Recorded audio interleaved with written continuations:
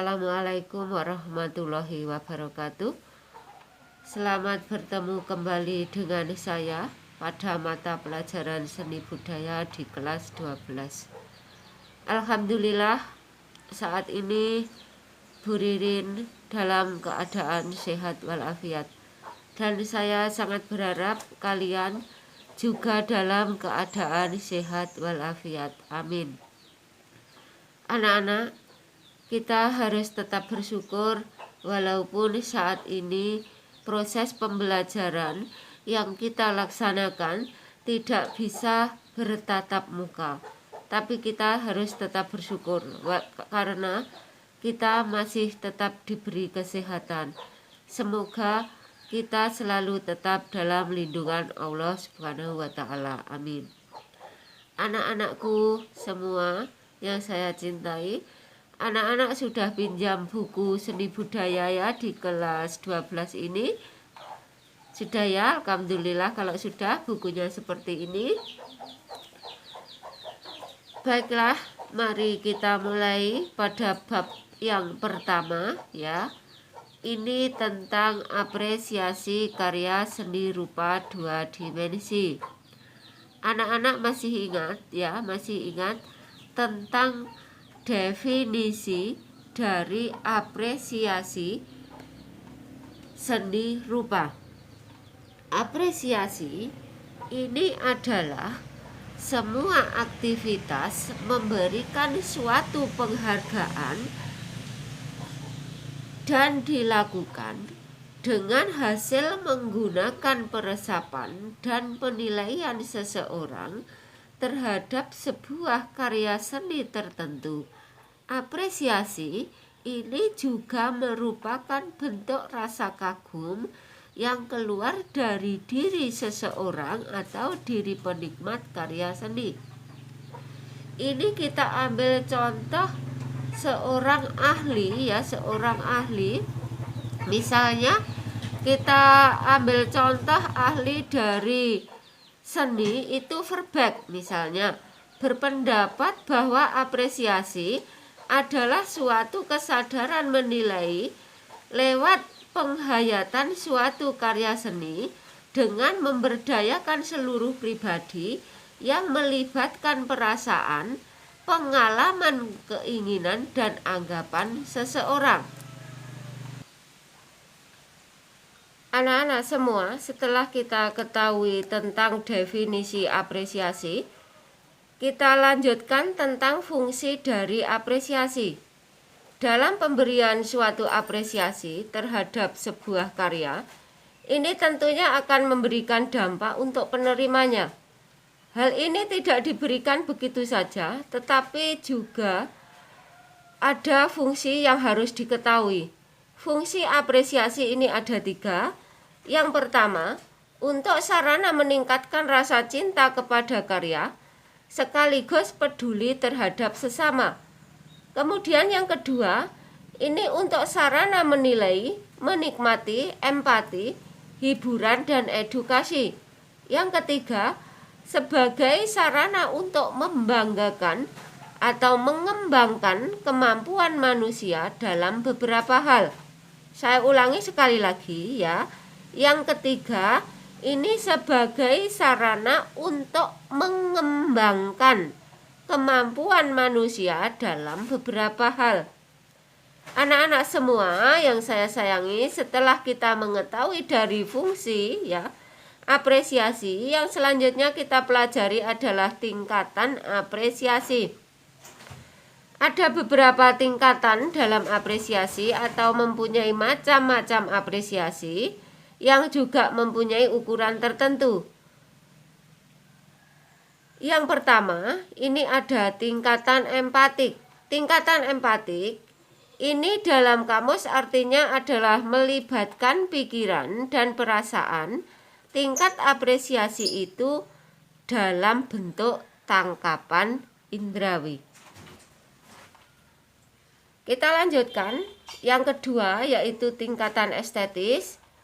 Ini diartikan sebagai penilaian terhadap keindahan. Tingkat apresiasi adalah pengamatan juga penghayatan Dalam tingkatan demikian, untuk penikmat seni dalam memberikan suatu apresiasi yang lebih pada pengamat terhadap karya seni.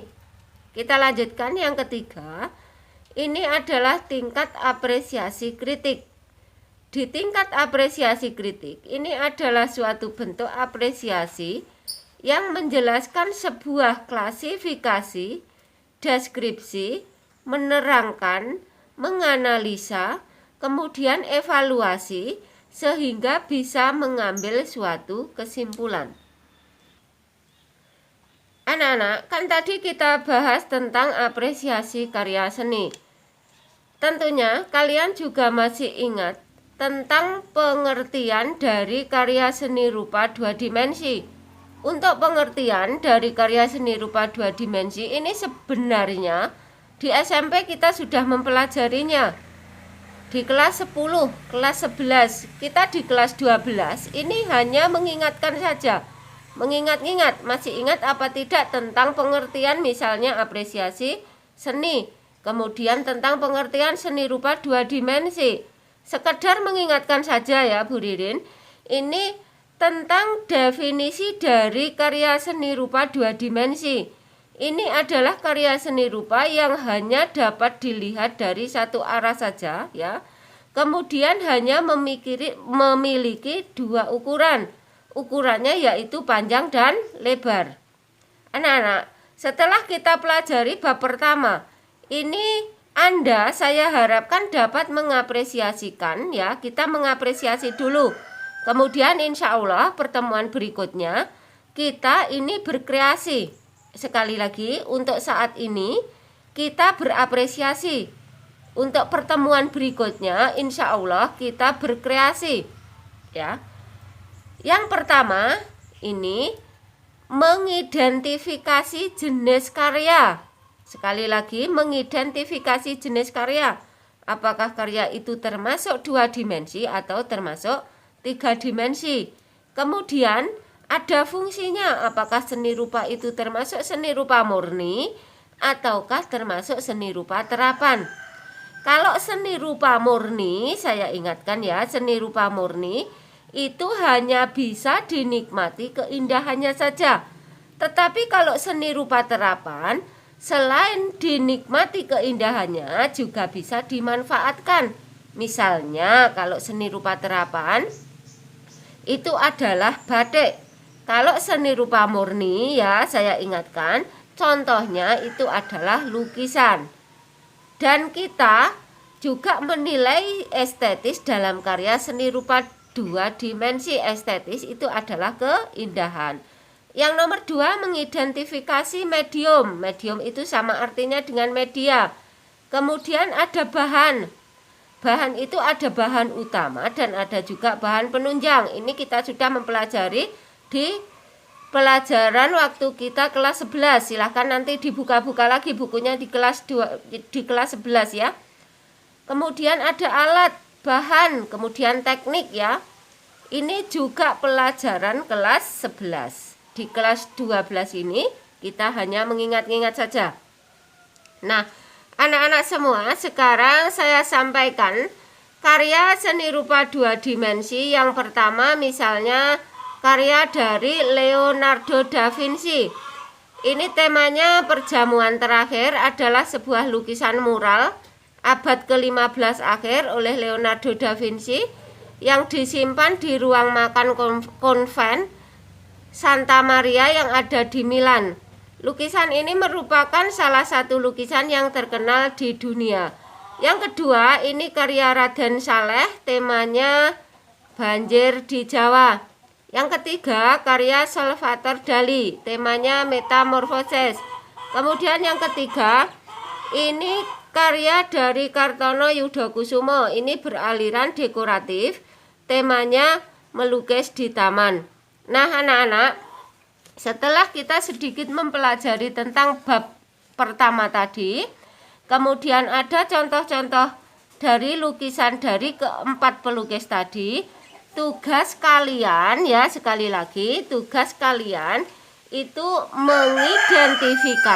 mengidentifikasi mulai dari bahan, teknik, alat, kemudian unsur-unsur yang terdapat pada keempat dari karya seni rupa 2 dimensi tersebut. Untuk unsur-unsurnya ya, ini mengingatkan saja. Ini sudah kita pelajari di kelas 10. Unsur-unsur seni itu terdapat apa saja? Misalnya mulai dari garis, titik, warna, dan tekstur. Jelas ya? Kalau misalnya Anda tidak jelas, itu nanti Anda bisa langsung WA ke nomor saya, enggak apa-apa. Kemudian untuk tugas ini waktunya 1 minggu ya. Setelah 1 minggu itu bisa Anda kumpulkan. Pengumpulannya itu juga di japri ke nomor WA saya. Sekali lagi, kalau Anda tidak jelas bisa langsung tanya ke WA nomor saya ya. Anak-anak sekalian, sebelum pelajaran saya akhiri, saya sekedar mengingatkan selalu jaga kesehatan. Kalau keluar rumah selalu memakai masker. Anak-anak sekalian, untuk kali ini saya akhiri pelajarannya. Mohon maaf kalau ada kesalahan. Saya akhiri. Wassalamualaikum warahmatullahi wabarakatuh.